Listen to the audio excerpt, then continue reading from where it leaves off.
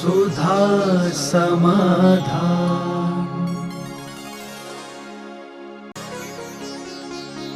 नमोस्तु गुरुदेव। मूर्ति की प्राण प्रतिष्ठा करने पर क्या भगवान का प्रभाव मूर्ति के अंदर प्रवेश कर जाता है?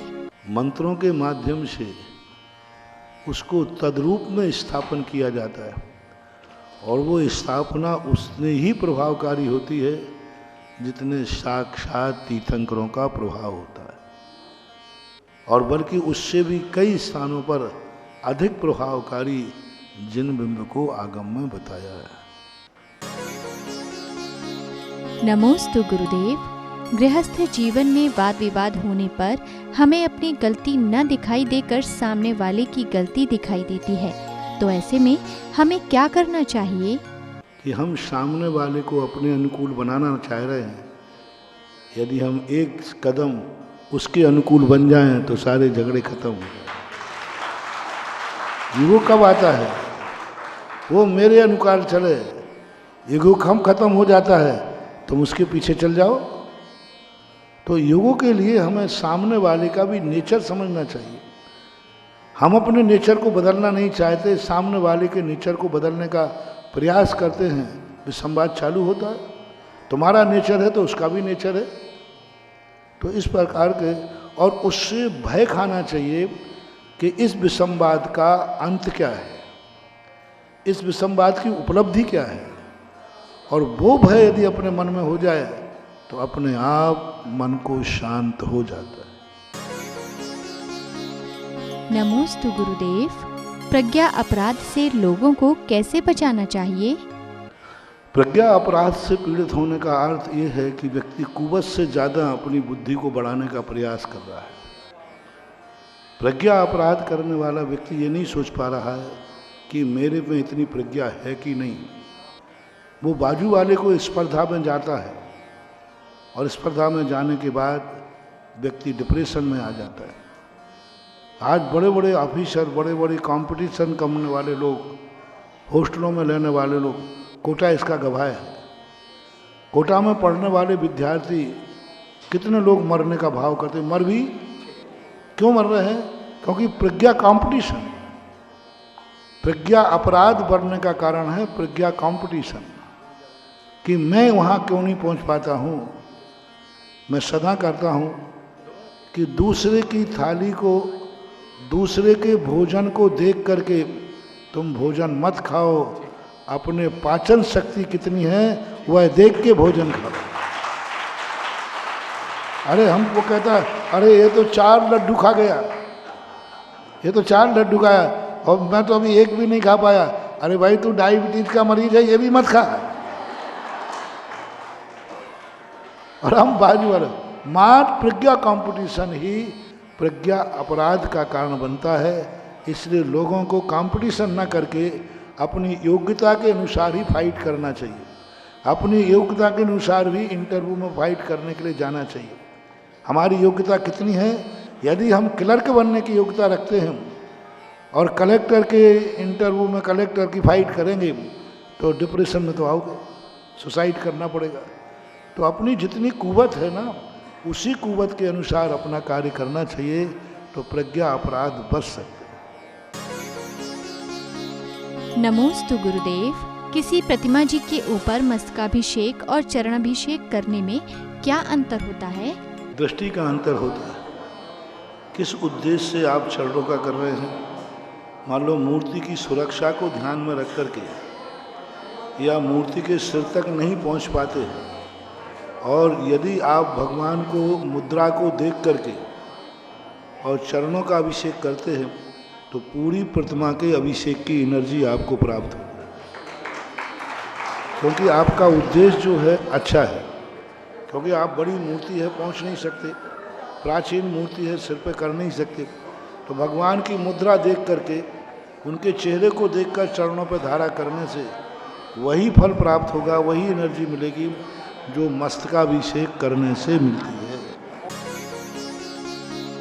नमोस्तु गुरुदेव। जैन दर्शन में सहस्त्रकूट जिनालय का क्या महत्व है? सहस्त्रकूट जिनालय का वर्णन चौथे काल में राजा श्रीपाल के समय मिला है। राजा श्रीपाल जब समुद्र यात्रा पर जाते हैं उस समय धवल सेठ की बदनीयत से उनको समुद्र में गिरा दिया जाता है और समुद्र तैरते तैरते वो गुजरात में घोघा के पास वो किनारे लगते हैं और किनारे लगने के बाद चूँकि उनका भगवान के दर्शन आदि का मन होता है तो जिनेन्द्र देव का दर्शन पूछते हैं। तो वहाँ पर एक सहस्रकूट जिनालय था जो किसी भूल के कारण से, किसी अशुद्धि के कारण से देवों ने उस जिनालय के किवाड़ बंद कर दिए थे। तो जैसे ही श्रीपाल समुद्र तैर करके आगे बढ़ते हैं तैसे ही जाते जाते उस सहस्रकूट के किवाड़ खुल जाते हैं। तब से उस अतिशयकारी सिद्ध सहस्रकूट का रूप जो है सारे जगत में प्रसिद्ध हुआ। तो पहला सहस्रकूट मैना सुंदरी और श्रीपाल के समय पर घोघा के अंदर गुजरात में आगम के अनुसार उल्लेख मिलता है। अब इस सहस्रकूट का क्यों चला? भगवान को 1000 नाम होते हैं तो एक एक गुण को लेकर के एक एक मूर्ति की स्थापना करने की बात चली कि भगवान योगी भी हैं, महायोगी भी हैं, सर्वयोगी भी हैं। जितने सहस्र नाम हैं एक एक नाम को लेकर एक एक गुण की स्थापना करके सहस्रकूट जिनालय की स्थापना की गई है। और जिनालय कब मिला? श्रीपाल के समय का मिला। उसके पहले का कोई सहस्रकूट का उल्लेख मुझे देखने में नहीं आया, इसलिए आगम से सम्मत है और इतना प्राचीन है। अब मैना सुंदरी और श्रीपाल कब हुए? कोटि भट्ट राजा, उस समय का इतिहास। और वो घोघा में हम देख के आए हैं। पहले वो पाषाण का था, पहले वो स्वर्णमय बताते हैं, स्वर्णमय था, फिर पाषाण का बना चोरी होने के बाद। अब भी वहाँ पर पीतल का ऐसा चमकता हुआ सहस्रकूट रखा है जैसे लगता तो सोने का है लेकिन पीतल का है। चोर लोग सावधान। नमोस्तु गुरुदेव। तीर्थंकर बालक का अभिषेक पांडुक शिला पर सौधर्म इंद्र के द्वारा 1008 कलशों के माध्यम से किया जाता है। यह अभिषेक क्रम के अनुसार होता है। पूज्य जिनसेन स्वामी ने हरिवंश पुराण के अंदर और महापुराण के अंदर 1000 कलश एक साथ डालता है। यही तो विशेषता है। एक बार यही तो भगवान का अतिशय है। आपके बच्चे पर 1 लोटा पानी डालो तो आ करता है और उनके ऊपर 1008 कलश। और उन कलशों में एक कलश कितना? 8 योजन गहराई वाले, 4 योजन चौड़ाई वाले, 1 योजन मुख के कलश ढोरे शिशु राजा। यानी कितने हो गए? 96 किलोमीटर गहरा एक कलश, 48 किलोमीटर चौड़ा, 12 किलोमीटर का मुख। भाखड़ा नंगल बांध भी नहीं है। एक कलश में भाखड़ा नंगल बांध के पानी बनेगा और एक कलश लुढ़क जाए तो हिंदुस्तान पाकिस्तान। ऐसे 1008 कलश, 1008 भुजाएं बनाता है और एक साथ 1000 कलशों को ढोलता है। और वहाँ वर्णन किया जब 1000 कलश होते हैं तो देवता लोग उसमें तैरने लग जाते हैं, तैरने लग जाते हैं। इतना माहौल बन जाता है वहाँ पर, यानी देवता भी संभल नहीं पाते। ऐसा वर्णन मिलता है। 1008 करेंगे तो कितना टाइम लगेगा? एक ढलने के बाद फिर दूसरा आया। हाँ, आपके चित्रों में पान बनाए जाते हैं, उनमें क्रम से भरते हुए दिखाए जाते हैं, लेकिन वो 1008 कलश एक साथ ही ढालता है। अतुल, वहीं पर अतुल बल की परीक्षा होती है। महावीर पुराण में यही प्रसंग वहाँ आया कि महावीर स्वामी की काया छोटी थी तो सौधर्म सोचता है इतने कलश मैंने एक साथ ढाल दिए तो कहीं ये बालक बह नहीं जाए, सहन कर पाएगा। तो वो कलश लेके ढाला कि एक एक करके ढालूं क्या? तो महावीर स्वामी बालक अवस्था में अवधिज्ञान तो था ही, बोले ये लोग मुझे कपड़े उतार करके और मेरू पर्वत पर बैठा के क्या तमाशा कर रहे, कुछ कर ही नहीं। तब उनके ज्ञान, अरे सौधर्म मेरे बल पर संदेह हो रहा है। तो महावीर स्वामी ने बालक अवस्था में अपना अंगूठा हिला दिया और जैसे ही अंगूठा हिलाया पूरा मेरू कंपायमान हो गया। सौधर्मंद कहता मेरू कंपायमान, अरे रे क्षमा मांगता है, हे भगवान मुझे आपके बल पर संदेह हुआ, आप तो अतुल भरधारी हैं और 1008 कलश ढाल देते हैं। नमोस्तु गुरुदेव। गुरु शिष्य का गुणानुराग पिछले भव से है या आने वाले भव में भी साथ रह सकता है? ये गुणानुराग कहलाता है, कर्मानुराग नहीं। कर्मानुराग जो होता है भव भवांतरों से होता है, और गुणानुराग जो होता है तत्समय जो गुण प्रकट करता है और उस गुणवान से कोई संबंध जुड़ता है तो वह राग अवभाग्यशाली और प्रशस्त राग कहलाता है। ये गुणानुराग कहलाता है। ये जैसे आचार्य श्री को आचार्य श्री के प्रति हुआ तो गुणानुराग हुआ। साधु का आपके यहाँ आहार हुआ तो ये कर्मानुराग नहीं है, ये गुणानुराग है कि हमारे पास हमारे घर में रत्नत्रयधारी का आगमन हुआ, दिगंबर मुद्रा का आगमन हुआ, गुणों के स्वरूप का आगमन हुआ, तो वो जो गुणों के प्रति अनुराग जागता है, यह अनुराग हमें तद्रूप गुणों की प्राप्ति करने की शक्ति देता है। इसलिए ये गुणानुराग कहलाता है, कर्मानुराग नहीं। और गुणानुराग जो होता है वो एक बार हो जाए, भवांतर तो क्या, वो अनंत काल तक सिद्धालय तक साथ जाता है। नमोस्तु गुरुदेव। कौन से कर्म उदय के कारण मेरे बेटे बहू घर से अलग रह रहे हैं? ये जो कहलाता है कर्मानुराग कहलाता है। अभी गुणानुराग की चर्चा चली थी। ये कर्म का जो अनुराग है, ये घर घर की कहानियां हैं। ये हमारे किए हुए कभी हमने अपने माँ बाप का, कोई जरूर नहीं कि इस भाव में हो, अनादर किया होगा। माँ बाप के अपमान को कोई दिल लगा लिया होगा। आज प्रातः काल का प्रवचन दिया था, माँ बाप से कभी सम्मान की अपेक्षा की होगी, उसका परिणाम ये निकला। ये तो आपके लिए है। बेटे के लिए ये है कि निश्चित समझना, आज जिस तरीके से तुम्हारे बेटे के आंख में आंसू हैं, कल यही आंसू कल तुम्हारी आंख से निकलेगा जब बेटा होगा। वो कहीं जाने वाला नहीं है। लेकिन जब तक तुम चेतोगे तब तक तुम्हारे पिताजी तुम्हारे हाथ से जा चुके होंगे।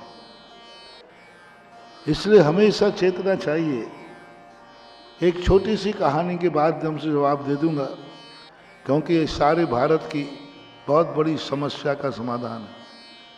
एक बेटा कलेक्टर और कमिश्नर थे। दोनों ने सासू बहू को निकाल करके एक फार्म हाउस पर रख दिया। वृद्ध माता पिता थे, मिट्टी के बर्तनों में खाना पड़ता था। एक दिन वो लोग देखने गए, उसी दिन मिट्टी के बर्तन फूट गए माँ से। तो जो बहू थी, कमिश्नर थी, उसने बहुत खरी खोटी सुनाई और छोकरे से कहा, ये पैसा ले जा 500 रुपया, और तेरी दादी को पुनः बर्तन ला के दे दे मटके के, मिट्टी के। बच्चा बहुत होशियार था।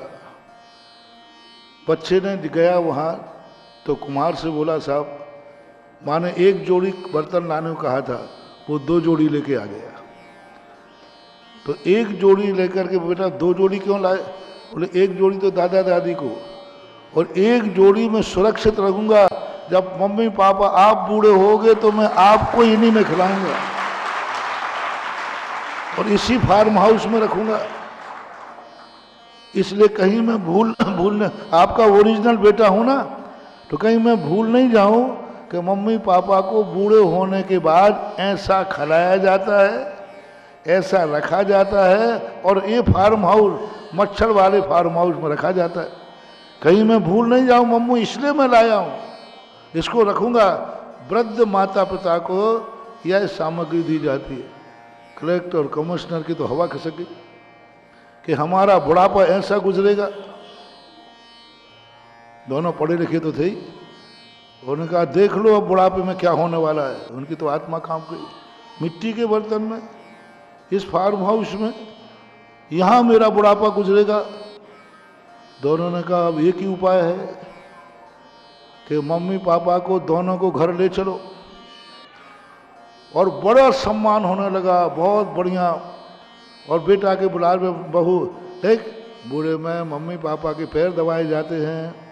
सवेरे उठ करके अपने भोजन के पहले उनको चाय नाश्ता, सवेरे पैर छुए जाते। सब सास ससुर सोचते हैं एक दिन में ये चमत्कार हुआ कैसे, ऐसा क्या हो गया। दोनों कहते बेटा बहू में ये परिवर्तन कैसे हुआ। तो सब ससुर साहब कहता है कि एक बात ध्यान रख, वो जब भी अपन को भोजन कराती है बहू, पैर दबाती है तो नाती को जरूर बुला लेती है। बेटा याद है कैसा है, गरम गरम हलवा, सब देने लगे। तो एक दिन दादाजी ने पकड़ लिया, बेटा क्या बात है मम्मी पापा को। तो नाती कहता दादाजी,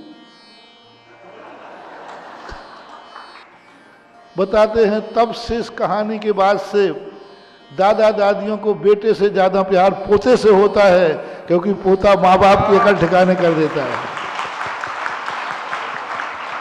तो मेरे बेटों से मेरा कहना है कि आपके साथ जो आप कर रहे हैं, कल यही हर्ष तुम्हारा होगा। आज इनके पास तो गुरु महाराज हैं, इनको सांत्वना दे दी, तुम्हारे कर्म का उदय आएगा तो शायद सांत्वना देने वाला भी नहीं मिलेगा। इसलिए इस प्रकार की दशा जो बच्चे कर रहे हैं, ये आज नहीं चेतेंगे, कल चेतेंगे जब इनको वृद्धाश्रम में डाल दिया जाएगा और इनके बेटा बहू आराम से गार्डन में घूम रहे होंगे।